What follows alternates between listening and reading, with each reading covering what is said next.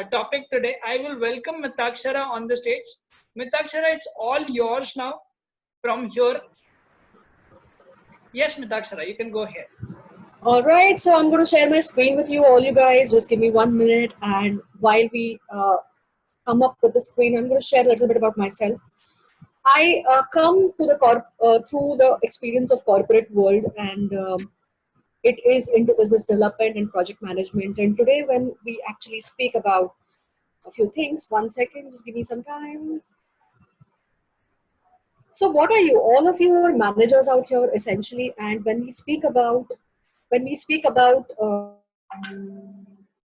a management? A manager has to share. It will be all about stakeholders. It will be different peer pressure, the performance, your own team members, and essentially, okay, is my skin inaudible? Yes. Okay, and am I audible? Am I visible? Yes. Okay, then we're good to go now. So yes, thank you for your patience, and I'm going to start right away. So the reason why I've come up with this topic today is we observe that there are a lot of people on the managerial stage here, and whether we are in India, whether we are looking for projects for abroad, irrespective of whatever stage you are in, whatever company you are in, whatever industrial sector you are in, we all have our roles to play out here. And you may be an assistant manager, an associate manager, or a general manager, a vice president, or some of you might not even have that kind of title because of the company organization structure, the company nomenclature which is being followed in your organizations. Or it could be the case that you are having your own business where you yourself are the peon, you yourself are the CEO as well as the manager. In short, this presentation, this session is going to be for all those people who are managing things at different aspects. So let's start right away. Now, this particular slide which I'm going to show you here is a typical case for many of the corporate employees, and it is applicable to even maybe homemakers or those people who are there in the public sector units or um, your education sectors. So you have different types of stakeholders. You have got your team members where you're supposed to juggle between the interests of your own people who report to you and those people to whom you report to. Then you have people at your same level who will have different expectations from you, who will be imposing their views upon you, and you will have targets, deadlines, and you'll have so many pressures out here. At a different level, you'll also have to manage the relationships between people, and here I'm not talking about your personal and relationships, I'm talking about those work relationships which you must have with your boss, with your other stakeholders within or outside the organization. And last but not the least is also the work-life balance which you have to face. So every morning you go freshen up, you go to the work, and then you get into that war zone where there is a tough fight which you have to give every day. And later on, when you come back home, you still are carrying that piece of work around you, and that may or may not affect your work-life balance. Of course, some people have family members who can actually be very uh, helpful in helping you sort out, but overall in general, if we really go to see, you have this poor little manager who's bogged down by all those things, and ultimately that is something which needs to really be tackled at early age. So what happens is now we're not going to talk you through a typical management session where we're going to talk about how a manager should communicate, how he should be training his people, and blah blah blah. Today we are having only 30 minutes in hand. So essentially my presentation to you will be for 30 minutes, followed by the 30-minute of question and answer session, which of course Pranavesh will be kind enough to guide us later on. So in these 30 minutes, I'm going to speak about two aspects here. One is a stakeholder management, and one is the stress management, which is totally on your personal side. So let's begin right away. So what happens is we as managers and we as people around, we are going to be surrounded by stakeholders. So just to define a typical stakeholder, stakeholders are those people, entities, organizations, or any groups which will either be impacted by your activity, or those will be those people or those groups or entities which will be having some influence on your activity, on what you do. So you will be somewhere in the middle. So let me give you an example of a typical manager in the research and development field. Okay, so he or she, whoever that person is, the team, his own team members will be a stakeholder, a group of stakeholders. Then a person, the director of that institute or the granting organization who's going to fund, they are the stakeholders. Then there are customers or end users who will be stakeholders. So the research which is being done, that will need to be satisfied. That will need to satisfy your end users which are there. So in general, there will be many stakeholders out here, and believe it or not, whether you like it or not, you have to deal with them. Yeah. And what happens is, day in day out, all these stakeholders will have a certain amount of expectations from you. Okay. And every stakeholder is not the same. Their seniority levels will be different, their behavioral patterns will be different, and they will be of different category with respect to their authority levels and all. So that is why it is essential for we managers, for us managers, to ensure that we understand this particular concept and mindfully go through some steps in which we can manage this particular aspect here. So just to tell you, I have taken this concept from the project management aspects, where the PMBOK guide or the PY Institute where I've studied, it is a gold standard for project management, and we talk a lot about the stakeholders and their expectations and how to manage them. Okay. And with respect to a typical project management setup, there is a different knowledge area with respect to stakeholders, where we do a lot of stakeholder analysis. But don't worry right now, because we are not talking about the stakeholders in the project management term. We are talking about those in your daily work life here. So number one, we are going to start with one step where you categorize all the stakeholders, which means you first try to understand who are these stakeholders.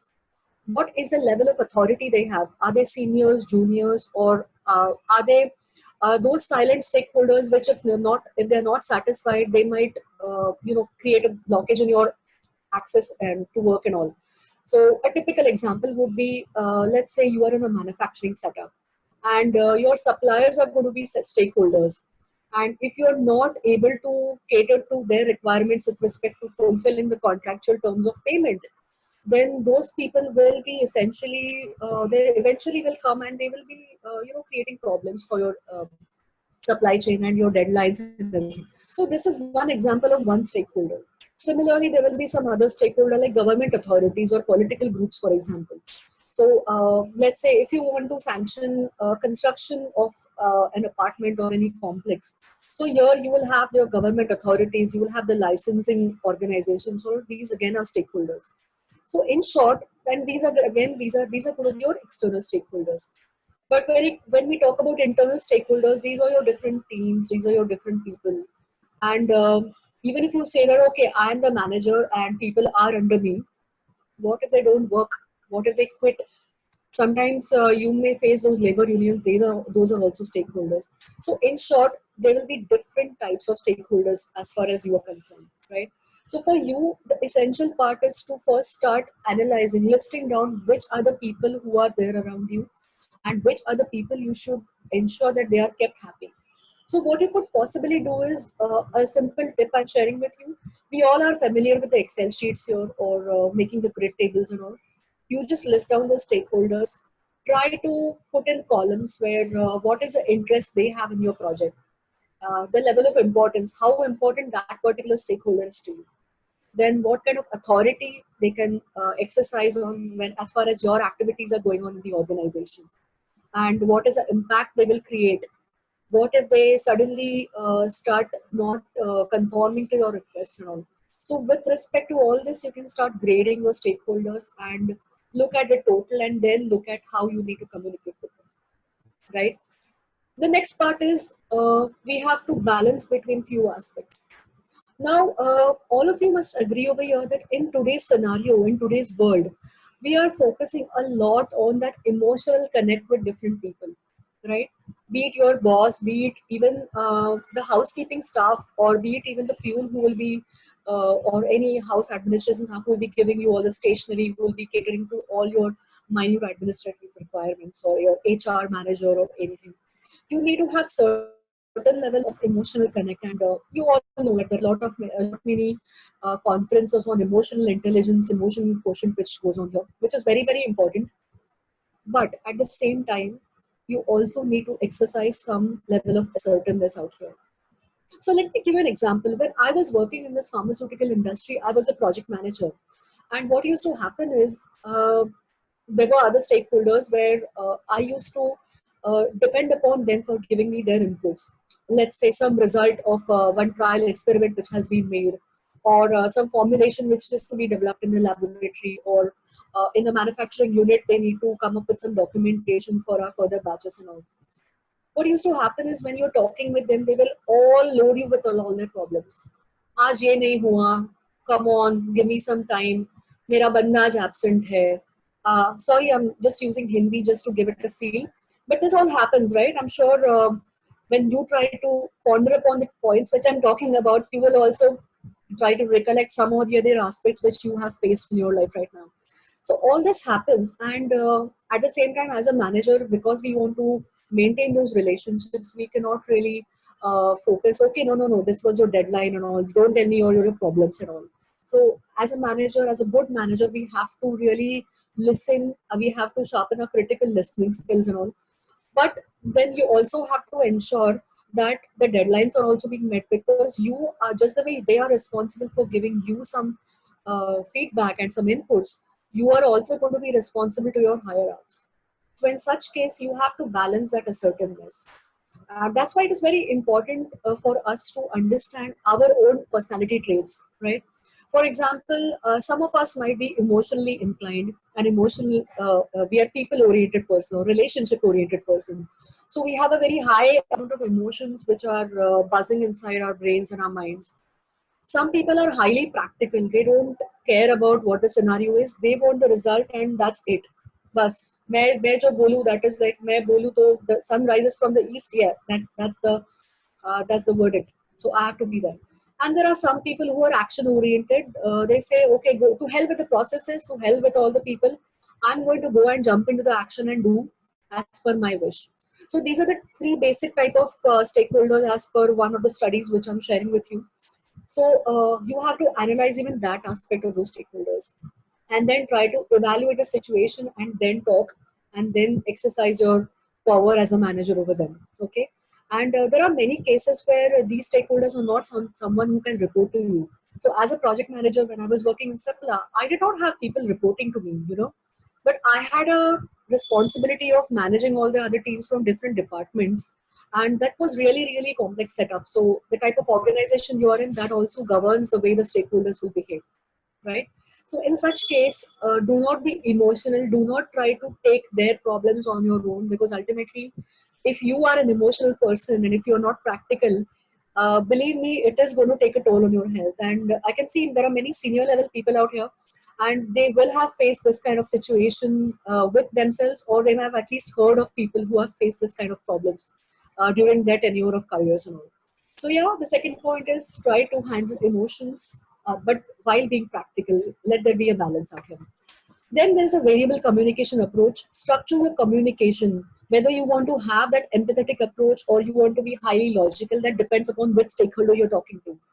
For example, if you're talking to some people who are going to help you out with your their support with people and all, and they are emotional, then you need to talk with them with emotional aspects.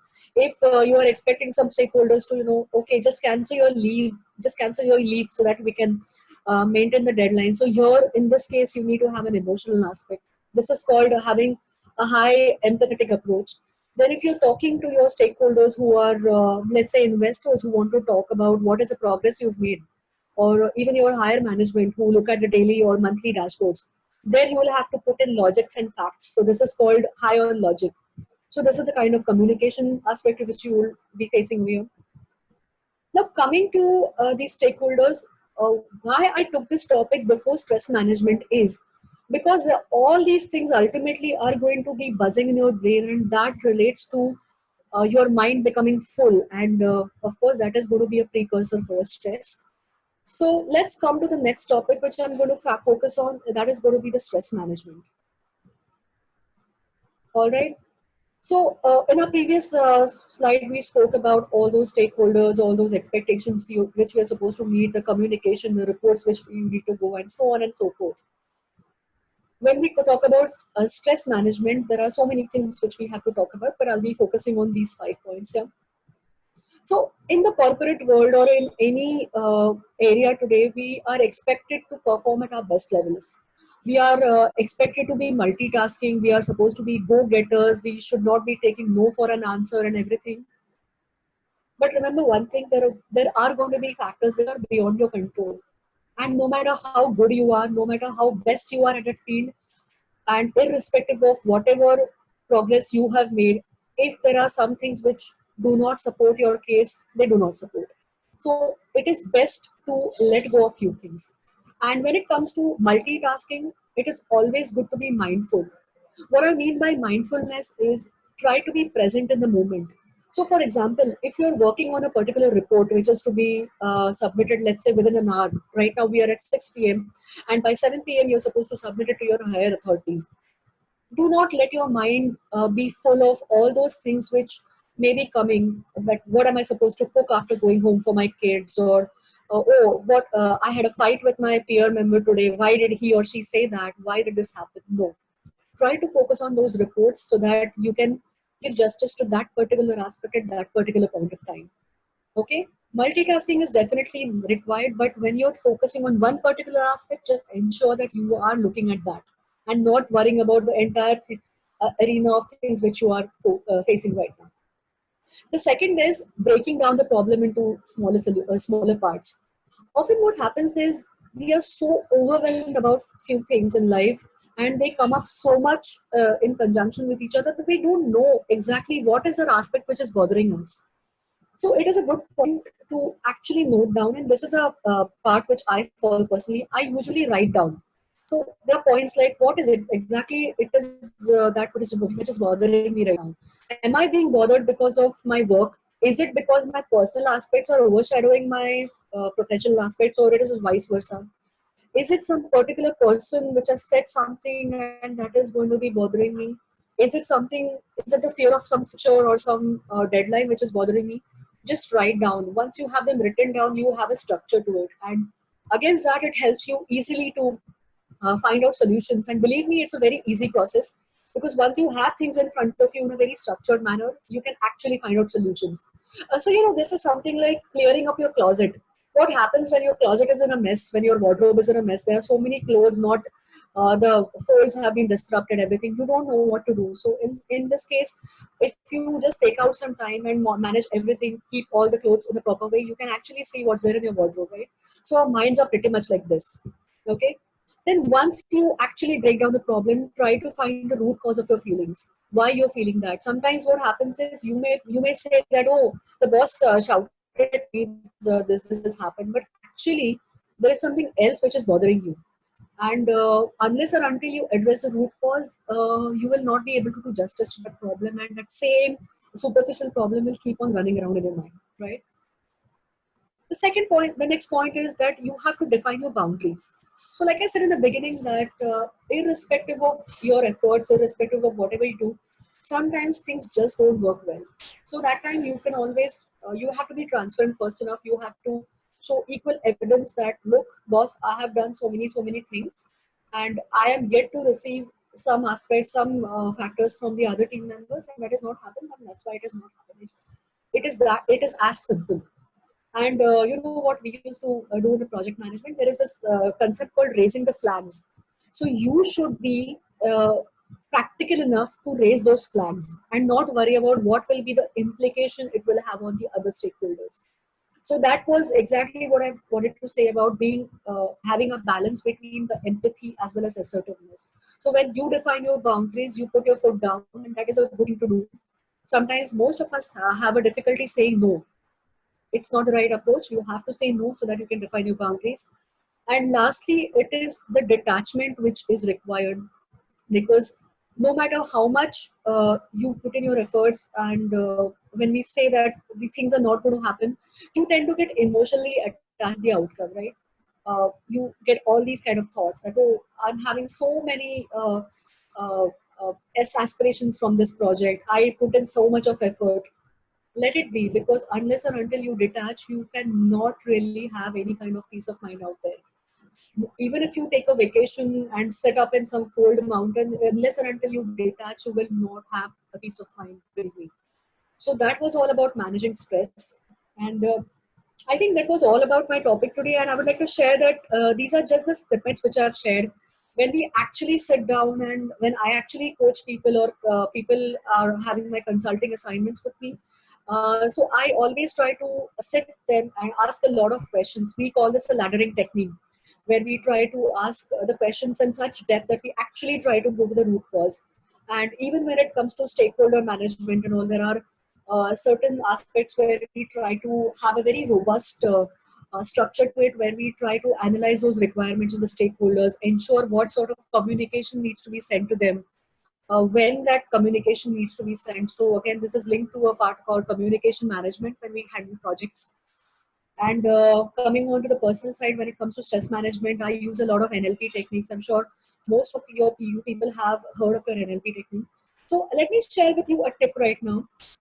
In in those cases, wherever you Communication, are born, yeah, communication, a good model called as Jory window. I yeah, that is. I think even the prisoner's dilemma, right? I think that's the second name to it, if I understand sorry, correctly. sorry, And this is also called the prisoner's dilemma, right? correct, Yes, correct. exactly. So So that is about, but I that is not always applicable, Pranavesh. But thank you for pointing that out. It is applicable when you have a lot of complexities and a lot of stakeholders around. But yeah, and so one tip which I always do is try to fill yourself up with positive memories. You know, the NLP always talks about that. So maybe some memories where you had the best of your performance and your boss had actually appreciated you, or some place where you have been at peace of mind. What happens is, whenever you have all these problems or challenges in your daily life, it is always easy for you to get at least a 5 minute break. And in that 5 minute break, what you should always do, try to remember those positive memories, because that is like an instant mood booster therapy for you. See, for managing your stress, there are many things, like you have Reiki meditations, you have yoga, you have those meditations. But what will happen is those meditations are not going to help you out in your daily life, because those will be only for your retreat. Some of you might be meditating daily, maybe even twice a day. But when you're actually out on the field, you may not get that kind of environment where you can actually sit in a meditative state. So in such case, these 5 minute approaches really help, where you try to go back to those memories. So one takeaway which I'd like you to take from this session is, one is of course try to see how best you can manage your stakeholders. You will get a glimpse of it once when you step out, and once when you try to recollect about what we did right now. You will be able to relate to your own scenarios out there. And when it comes to stress, try to now grab your pens and papers and try to see what kind of positive memories you have, because it really helps. For me, it was maybe a walk which I had on the beach long time ago, or something. Even if you have which is there from your childhood memories, something which made you feel better, some movie, some songs. Of course, we all listen to songs and all, so that's definitely an instant mood booster therapy. So yeah, that was pretty much it about me, and I think I'm ready to open up for the question and answer sessions right now. there's one more called as Kaizen nowadays. You have, if you have noticed, Kaizen is also one more technique that you can use it for your Yes. a smaller change in your organization, or maybe this can be an help for all the managers.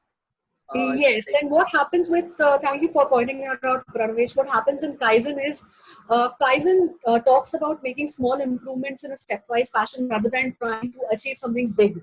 Because what Correct. happens is, just some time back, me and Pranavesh, we were talking about how to be a perfectionist or how not to be a perfectionist. And here we are always trying to be perfectionists. And like I said, those people who are highly process oriented, they can actually get a bit irritated, and they have their own problems with this kind of approach. And there is nothing wrong and right or wrong with that, because we are all human beings. We come with our pros and cons, and our faults, and our positives and negatives, and whatever you call it. But when it comes to being a perfectionist, you should always try to have smaller improvements, and then there are some other. You also have something called the Deming's model, where you do a PDCA, that is plan, do, check, and act. And do check and Right? act. Correct. Exactly. So here in this case, you try to implement some change, then see how it works. If you feel that there is some kind of improvement which is required, you do that. So that comes under all those process and operations management. You have put so many aspects. You've got Lean, you've got Six Sigma, and nowadays a design thinking which is coming up. So which I think which talks about I'm the, I'm a green belt certified Six Sigma. oh, wonderful. I will connect with you offline. Right. And I was about to do black belt, but I couldn't get that green belt wala project. So and then now Six Sigma is now outdated. So yes. Six Sigma is Now, only used in manufacturing industry and stuff. So not more into service industries. yeah, of course there can be application, but anyways, that's not a point of me Yeah, saying. yeah. Of course, we can always look at smaller things, because a big thing has to be, like we said on the second point, break the problem down here. Because if you try to implement too many changes at one point, then that again becomes a burden to you. And Correct. if people are not at the same level as far as maybe punctuality is concerned, maybe being you know credible enough is concerned, or even trying to follow that process is concerned, then there will be a lot of clashes within your team members also. So even for you as a manager, you have to understand what is that mindset of your team, and accordingly mold that aspect accordingly as to how you want to implement those changes in your daily schedules and daily routines. And I think the kind of examples which I'm giving you right now here, and I can really say that I had a wonderful manager out there in Sipla, who to whom I used to report to, and she was pretty good in handling all these things. And of course, we had our clashes, but those were like just for a momentary thing, and we still are in touch, and we still discuss about things. So it's wonderful to have people around to whom you can look up to, and always try to see people who can actually try to imbibe positivity in you rather than trying to criticize you always. Having said that, healthy criticism is required definitely, because it gives you a point, gives you some food for thought to see where you can implement that. But having a good mentor is also equally essential. I had one such mentor when I was in the contract development organization. He was a gem of a person, and he was like a father figure. So yes, I have had my share of good bosses, bad bosses, of course, and I've always looked at what the good bosses have had to teach me in my life till now. Okay, so thank you so much, Mridakshara. That was very long and a breathe, sigh of breathe. I can just hear that from your end. Okay, not a problem. Can you just stop the screen sharing thing? Yes, I will right away.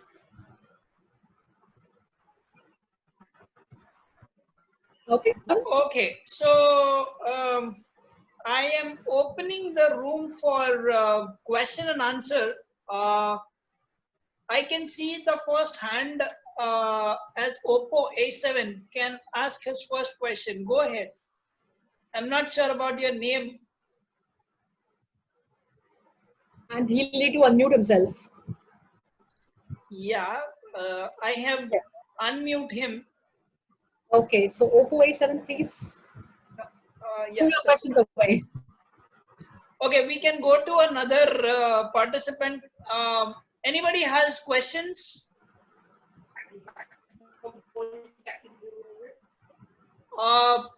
If anybody has questions, can click on the raise hand button on the right bottom corner and just go ahead with your question, please.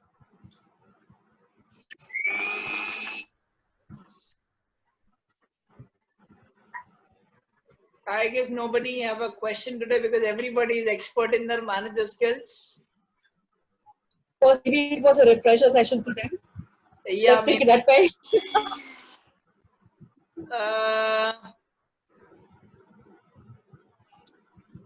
Okay, hang on. There is a good session. Thanks for the input.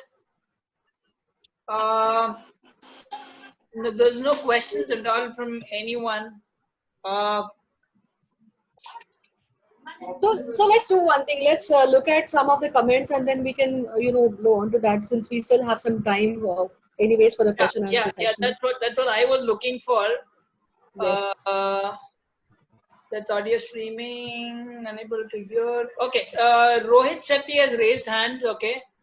Let us Okay, see. Rohit. Rohit, you can go ahead with your question. Hi, Mitakshara. Can you hear me? Yes, Yes, yes. Rohit. Yeah. Loud and clear.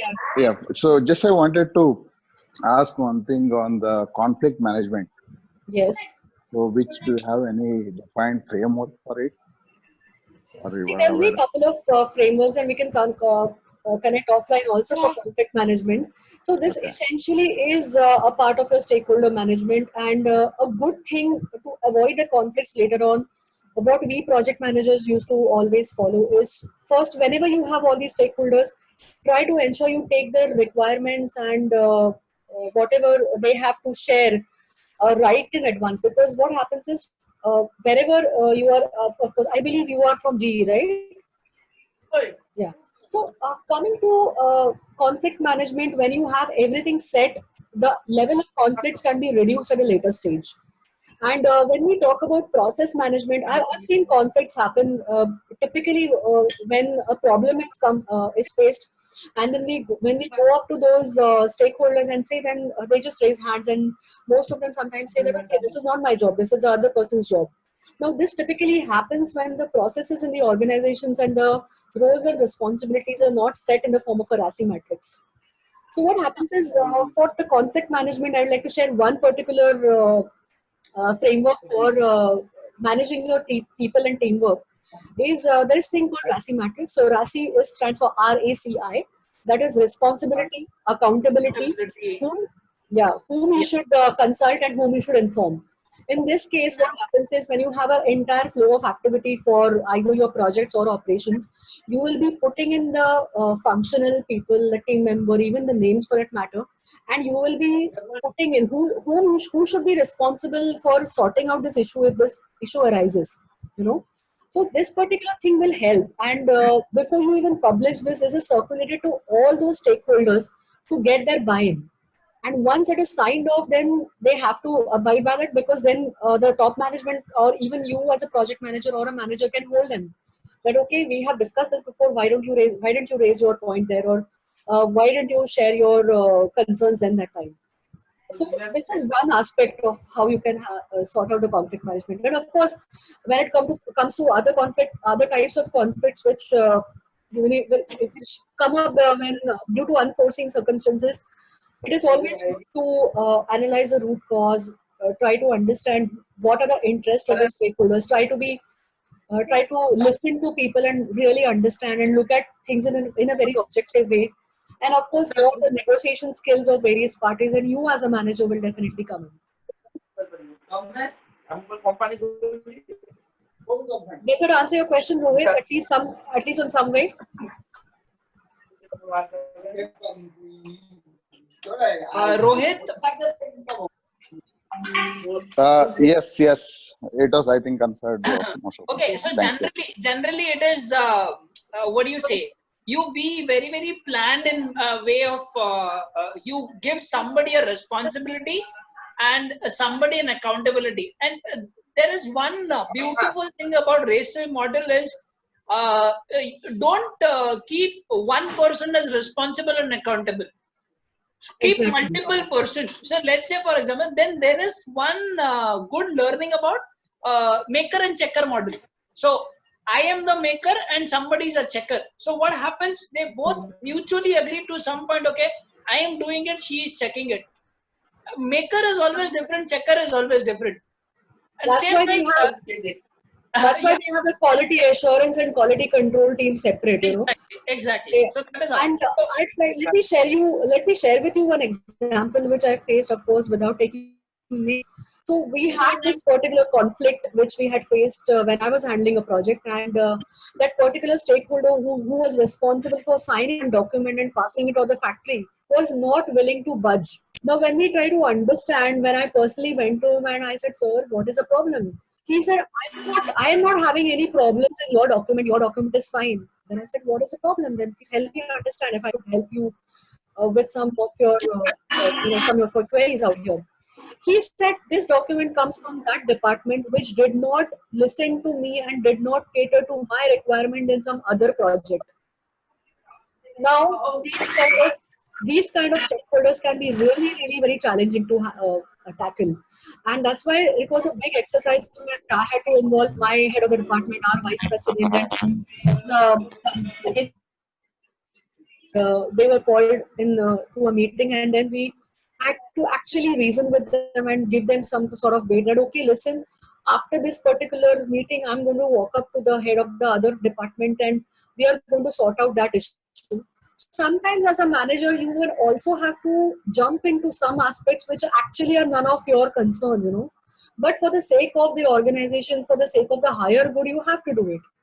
So, you know, even these kind of stakeholders exist, and you need to first sometimes really try to, manage them well. And this is exactly what I mean by maintaining relationships. So, that is something which may be happening in many big organizations. We can never know, right?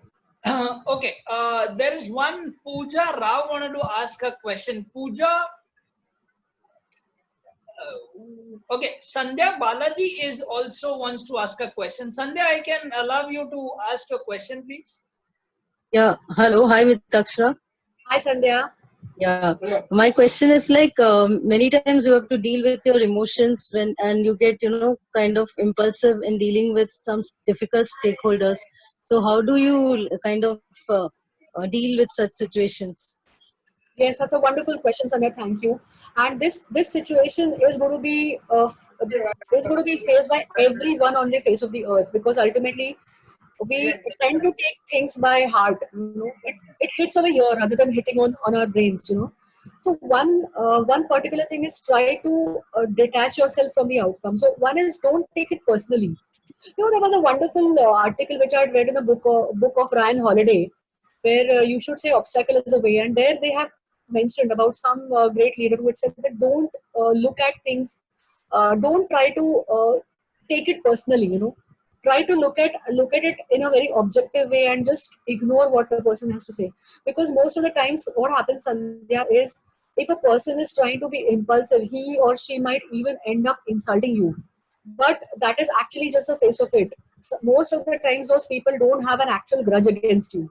Believe me, they are fighting their own battles, and that's why for us it helps to be a little bit empathetic towards the situation and just let go. Fine. And what happens is when you are dealing with such impulsive people, we also get overwhelmed and we get cornered and we feel that kind of anxiety to answer right away.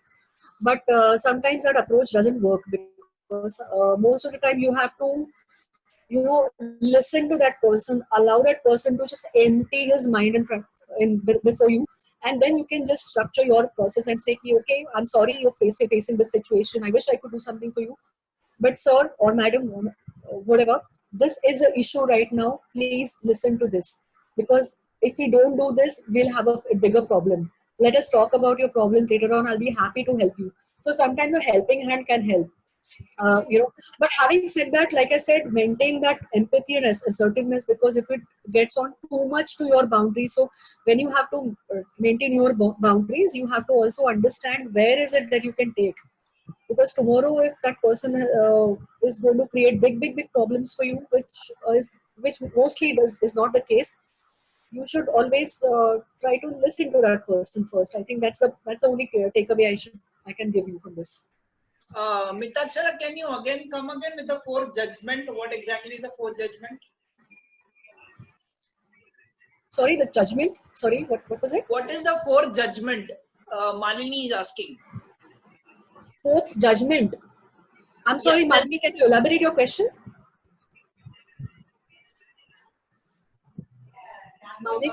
Malini?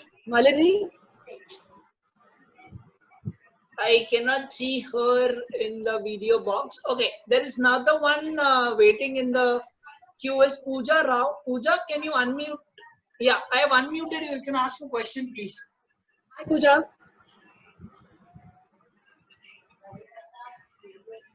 Pooja, I am unmuting you. You can ask your question.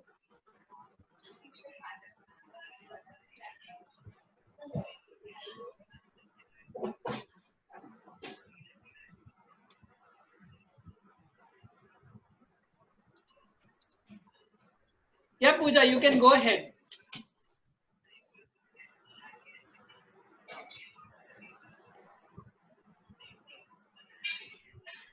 Ranavesh, do you want me to go to the other question? I think we have Kavita who's asking about what technique to reach the root cause. Yeah. Just give me a minute. I'm just allowing anyone to get everybody a chance. Okay. So I'm just going line wise. Okay, fine. Sure. Next is Chirag. Chirag, you can ask your question, please.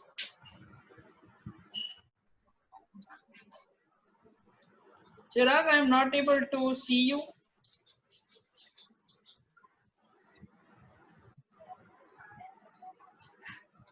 Chirag, I have unmuted you. Hello. Yeah, go ahead, Chirag. Can Hi, you? Chirag.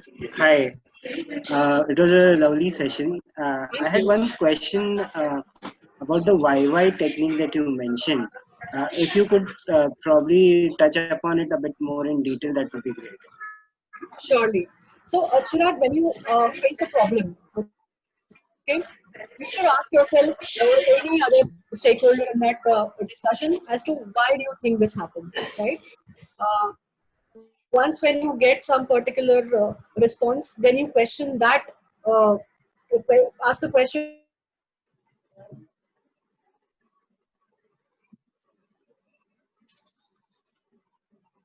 to that Metakshara, you are absolutely freezed. why here. Today I am frozen. Can you see me now? Ranavesh? Yes, now you are audible. Yeah, you can go ahead.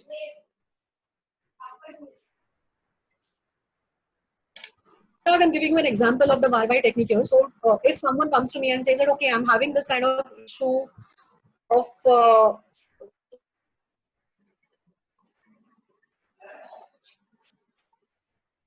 my question to him or her would be work. Then he says or he or she says that okay, I have got a lot of things to handle and I don't get enough time. So I asked, why do you feel time is insufficient? Because there are so many things. So then I asked him, why are you not able to focus? Why are you not able to structure your activities in some things? Then that person will start getting some idea that okay, I have to write down some things. Okay. Then once when he says okay, now I have got these 25 line items to do. Okay. Then I will give him a hint and ask him, can you prioritize? He said, I don't know what to do. I said, why can't you prioritize? Okay. Then he prioritizes. Then I asked him, why can't you assign the time limit for each activity? हो गया problem solved. First, you have a big bundle that you are not able to manage your time. Then you boil down to some things that you are supposed to structure your timetable and put in your activities list wise. Then you go to your priority. Then you go to your time Called as limit. smaller milestones to achieve. Absolutely, smaller milestones achieved. But what happens is the YY technique has got a wider level of applications. Some of the root cause analysis techniques are also called in the typical operations model. You have the fishbone analysis. You Yeah. can Google it. You will get many wonderful slides and explanations on this. So that happens in the operations and project management. 5PNM. Yes, of course. So that is how it is. Tirmal Reddy, you can go ahead and ask your question, please. Hi, Metakshara. It was fantastic. Tirmal? Yeah, speaking. Tirmal, you are not audible clearly. Yeah, is it? I'll try once again. Hi, Tirmal. Yeah, hi, Metakshara. It was really fabulous, and I liked your energy and passion in your delivery. That's really awesome. Yeah, what I was just listening to many of the speakers here with regard to problem or challenges or conflict, what I generally find is people focus on the people. So ideally, the conversations which happen between two people should be what is right and what is wrong. Yes. But many a times they focus on who is right and who is wrong. That's where the conflict starts.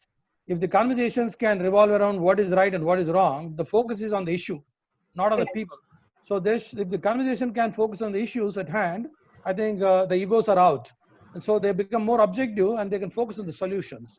Very well put. Very well put, Pirmal. In fact, we also talk about when you speak about egos and everything, that right and wrong when it comes to who's right and who's wrong, that often depends upon the perceptions, beliefs, and the realities. So I always tell people, and I always follow this principle. I've started following it for myself, that someone else's perception or someone else's belief cannot become my reality. And this exactly is something which leads to conflicts. But as you rightly said, you should focus on what is right and what is wrong, because most of us, it's a simple calculation here. If a particular report is not right, if it is showing some errors, and if obviously it is wrong, so someone has to correct it. So it doesn't depend upon who thinks that 2 plus 2 is 5, and some people say 2 plus 2 is 10, some people say 2 plus 2 is 0. So yeah, you're right in this case. Thank you. No, just that, the conversation, we should steer the conversation around what is right and what is wrong. That's it. Yeah, yes, Pranav, go ahead. Yeah. So what I was sharing is I have a best game to have this conflict management or a team building also, you can say. I have done the same game with vice presidents of few organizations as well, where I used to train on leadership training. A simple game, break down the entire team into two. Once you have breakdown of two, now I am saying that this teams are at the same level. They are all peer colleagues, but at a managerial level. So there should not be somebody who's one down or maybe one down and junior level koi nahi. This is all managerial and upper management level. Break down them into two teams. This activity is very simple. Give them newspapers. Ask them to build a bridge. Give them newspapers, give them cellophane, give them twine, which is your sutli wala thread, and scissor. 4 items, 2 groups, 2 items. Now I'll tell you, ask them to build a bridge without talking, without any conversation or nothing, no talking in this entire session. Here, there might be chances. What I observe personally is first 20 to 25 minutes, people just understand or maybe decide who will do what first. Because of the issue, ego, attitude, and conflicts. This comes in picture here. So, ego is so much in the top level management people that why should I do it first? So इधर क्या होता है, आपको आधा घंटे and give a time management कि 1 ही घंटे का time span है आपके पास, 1 ही घंटे का time span है building bridge करने के लिए. अब इसमें क्या चीज है, planning, organizing and then execution, but people start execution first. They don't plan how to plan a bridge and what all materials we will require. Then there is a task distribution thing which goes on. As in, अच्छा मेरे पास ये team है तो ये 5 लोग हैं, मैं 5 लोगों को एक को ये टास्क देता हूँ, एक को ये टास्क देता हूँ, एक को ये, which comes responsibility and accountability as per रेसी मॉडल. वो भूल गए. हम लोग ने इतने सालों में हम बोलते हैं कि हम लोग वाइस प्रेसिडेंट लेवल पे हैं, हम इतने बड़े लेवल पे हैं, बट जब काम करने की बारी आती है ये सब बेसिक्स भूल जाते हैं ये लोग. और ये लोग क्या करते हैं, एग्जीक्यूशन पे उतर जाते हैं, where they start building, rolling the papers with those pillars and everything to build a bridge. Where is their planning gone? And वो लोग अपने टीम मेंबर्स को इतना बड़ा ज्ञान देंगे कि प्लान करो, ये करो, वो करो, और खुद की जब बारी आती है, why they don't do it? This is number 1. Then conflicts come into picture. If you have made something, please don't do it. The debriefing of the session will be this. So I will, in fact, I'll give you more about this PDF wala format. I have it in my PDF as well. Let me check if I have it in my Gmail or something. If I have it, I'll surely share it with you all. Good. It's a very beautiful game and it's a very simple game. आपको करना कुछ नहीं, आपको सिर्फ आपके आंखें खुली रखनी है ऑब्जर्वेशन के लिए what they do. Because first 20 to 25 minutes, I'm sure that they'll do nothing. Only discuss on कौन पहले करेगा. Because उतना attitude और ego भरा हुआ रहता है इन लोगों में कि हम क्यों करें पहला. Understand? So this is how things goes on. Okay. So aptly said, Mitakshara, conflict management को handle करने के लिए ऐसे games होना बहुत जरूरी है. Absolutely, and that happens when you are having your offsites regularly. You have got those Yes. stressing sessions, because that helps. Because most of the time when you're bogged down with your other activities, people will say, "Okay, my work first, बाकी सब बाद में." So people are not able to break that kind of walls which you have built, right? Okay, next Well is said. Kavita. Sorry, Tirmal, can I go over next? Yeah, well said, I said. Thank you, that's all. Thank you so much. Anita is asking, did any group manage to build the bridge? Yes, they were, but at the last minute, because there was no planning, there was no organizing, but execution was simple. But then last minute correction was like, अच्छा bridge तो बन गया, अब वो टूटने के कगार पे है, मगर चलो ठीक है, उसके अंदर फिर थोड़ा सा पेपर भर दे, थोड़ा सा वो कर दो, and all depends on this. But the main idea is not to build the bridge. The main idea is who takes initiative first, who are the enablers, who are motivators, who are the responsible person, and who is the accountable person for each task being given. So all depend. There are many debriefings to this session. We will also learn so many things out of this session. So that is how stakeholder management and then your team member management comes in picture. Okay, so if anyone wants to know about more this, you can connect me any point in time.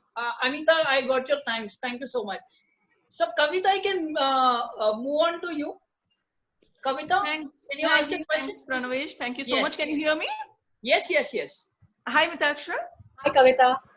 Well, Mitakshara, mine is a question where in one of my I'm a trainer, and in one of my training programs, I was training all top managers, and there was a typical conflict. Conflict in the sense he had a typical issue. The issue was that there were a lot of hirings in his department, and also people who have been working in the department for the past 20 to 30 years. So the issue he was facing was things had to roll between people, youngsters and old people. So one person finishes something and then it goes to the other person. It was a media organization. What he said was, I don't know what to do to make them work amicably. You know, the older generation has their own stuff to deal with and their own egos and blah, blah, blah. And the younger generation have new ideas and they want to implement and they're so enthusiastic, but all their enthusiasm is killed because the older generation does not listen, etc., etc. So this was a huge issue one of the managers was facing. And I wanted to ask you, what do you think should be done? Yeah, so good question, Kavita. And this definitely is a challenge which is faced by many organizations, and especially those which are of the medium scale, which do not operate with highly robust processes. All like what I could say is, like Pranavesh mentioned, it is essential to have such kind of gatherings and social activities where people from at all levels can gel in together. That is number one. The second is the company owner has to first come and decide what is the culture of the organization he or she wants to have in that. See, because what happens is most of the time the organization culture also has a big impact on how people interact with each other. You know? So in such case, yes, definitely breaking those walls, and especially when your generations are now changing like within 5 years, not even 10 years like before. So even a person who's like 5 years younger to me, I may or may not agree to what they have to say or something. So in such case, interrupt. This is a regional media company which is recently taken over by Disney. Okay. So is a challenge coming because of Disney has its own culture and the company which has been taken over, that is again has No. The challenge has been existing for a long time, but nobody was wanting to address it because it's like a government job, you see. Safe, secure jobs, and nobody is going anywhere. Everybody is doing what they want to do. But now, because Disney has taken over, they all have to, tighten their belts to to. Yes, exactly. So, Kavita, all I can say is in this case, as a consultant, and this approach needs to be because I had this one of my case studies where one of my clients had come to me and said that, and this is exactly the problem which you are telling me. This was a mid-sized medical industry company. So I said that your company needs a structure where your roles and responsibilities need to be defined. You need to have proper review meetings at frequent levels so that people actually come face to face with each other. Because most of the time, what happens is if people are not willing even to communicate with each other, the problems will not be solved very easily. Yes, I did suggest war rooms. Yes, war rooms, exactly. Yes. War rooms, and then you can have some icebreaker technique is definitely required because ultimately we are dealing with people, right?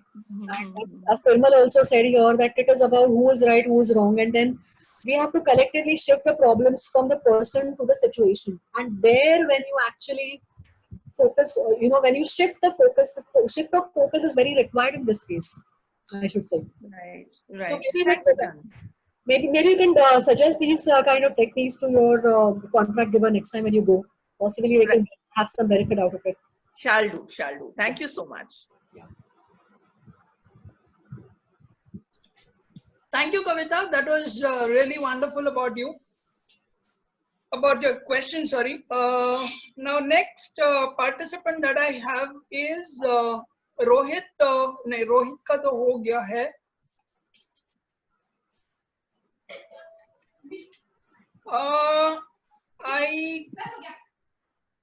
Okay, Kamal has a question, I guess. Yeah, Kamal, tell me. Kamal?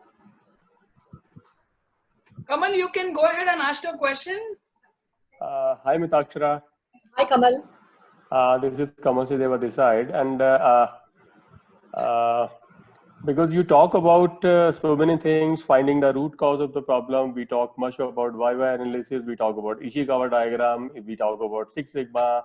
There are so many tools and techniques for that. Yes. And if you talk about manufacturing setup, if you talk about offices, you talk about mentor and mentee relationship, superior and junior relationship. So there are so many points to discuss. We can take the day along and discussion will be on.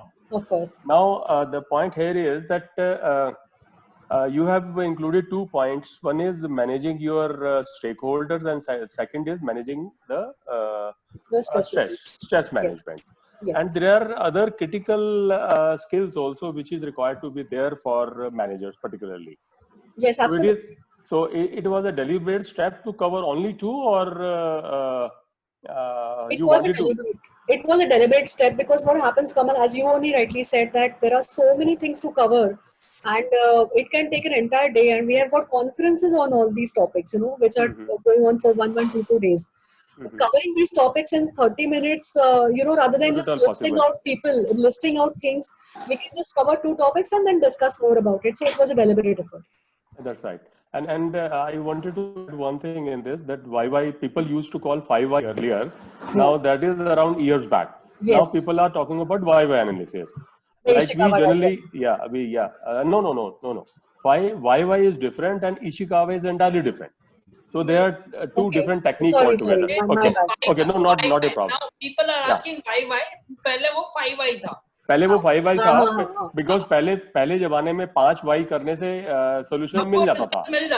आज की date में नहीं मिलता है. अभी नहीं मिलता है. So that's why it is YY. It is YY. I'll give you a very small example for that. That a supervisor come to manager. Sir, वो production बंद हो गया. Okay. Then the manager will ask why. Then he'll talk about that वो machine चलते बंद हो गया. मतलब production बंद हो गया is the main problem. Then again machine चलते बंद हो गया. Okay. वो manager पूछेगा why. तो बोलेगा कि वो operator machine चलते में gear shift कर दिया था. Clutch दबाया था, gear shift कर दिया था. Okay. He'll ask why. That the third why again. तो दो मैनेजर बोलेगा कि मैनेजर पूछेगा तो सुपरवाइजर बोलेगा कि वो जो ऑपरेटर था he was not skilled one for that particular operation, right? तो उसके बाद फिर दोबारा वो why पूछेगा तो बोलेगा क्योंकि वो जो स्किल्ड ऑपरेटर वहां पे डिप्यूटेड था, he is absent today, that's why unskilled operator was put into that. Then he'll again ask why. Then कि जो अनस्किल्ड ऑपरेटर था उसका मॉर्निंग में इंडक्शन प्रोग्राम नहीं हुआ था, he was not trained well for that particular machine, that's why it happened. So if you see the consequences of the wires coming down to the root cause of the problem, exactly. the problem was कि production रुक गया ultimately, and yes. जो cause निकला, you might arrive to a different solution. Absolutely, and exactly. So that happens. Unskilled operator. There's a no correlation as such. If you see, अगर आप YY करके आप down, you came down, and then only you came to the root cause of the problem. Which couldn't have been possible at all. Example of the doctor. Doctors भी वही करते हैं ना. Doctors, why do ask so many questions just because to come to understand pain area should be noticed, and then only aligned. So to sum up your discussion, Kamal, here I get your point here. It is about addressing the cause and not the effect. Correct. You should not try to see what is wrong with the effect. You should always try to see what is wrong with the cause. That's right. Exactly. Right. So what happens when what you see on the surface is often not the issue. The issue is something else, and this happens not only with respect to with your operations in the office, but even on the personal level. I like you people are already expert. I am also a bit up to some extent, and we take the classes of CEOs and managing director of the companies, and at that time we just ask that we give the problem, and then ask to solve it within 5-10 minutes, say 5 minutes. Then they just jump to the solution of the problem without talking about data, without talking about analysis part, without talking about anything. So they jump to the solution कि आप ये कर लो, इसके करने से ये हो जाएगा. But how? What? I mean, there are no 5 W's or 1 H included into that. So sometimes there is a logical process is not being followed. It is just like based on some past experience which we had, but most of the times the nuances which were existing that time, those are not the same as what they are right now. Yes. So you have in most of the companies, there is a sort of a conflict goes on with the older generation people who are experienced, 25 years experienced people and 25 years old person. अगर वो आपस में एक दूसरे में इकट्ठे हैं तो conflict start there. So that's what it is, stakeholder area. Exactly. That's just surprising. That is exactly what Kamal, I think, mentioned. Sorry, Kavita mentioned some while ago. Yeah. So there was a very nice session, and you explained well. Kamal, to add your point, पहले के ज़माने में 5Y जैसे होते थे, तो you got to have the answer within 5 times of Y. But today's generation, you will have to extend it to at least 10 Ys. Only then you get the proper cause, what exactly it is. So today's Kaizen says at least you should extend it to 10 Ys. Because people are more smarter to answer each and every question they have. So that's how it is. Because target is ultimately to the root cause. Yeah. Only until that comes, you will not be able to satisfy yourself as well to the people concerned and to the of course company. That is a universal basis of therapy actually. Yeah. So therapy, improvement, everything together. Mitakshi, give you a number on the chat. I'll give you. Okay, so anybody wants to ask any question can raise their hand, please, or maybe you can raise the hand on the icon right bottom of your screen. Anyone? Okay, I guess we don't have any questions as of now. So we have come to an end today's session. We are almost at 7:40. So thank you, Mitakshara, for this wonderful session out here. It was a great session today. And So L&E Global Mumbai team, thanks for this entire session. Tomorrow is the last day of the series.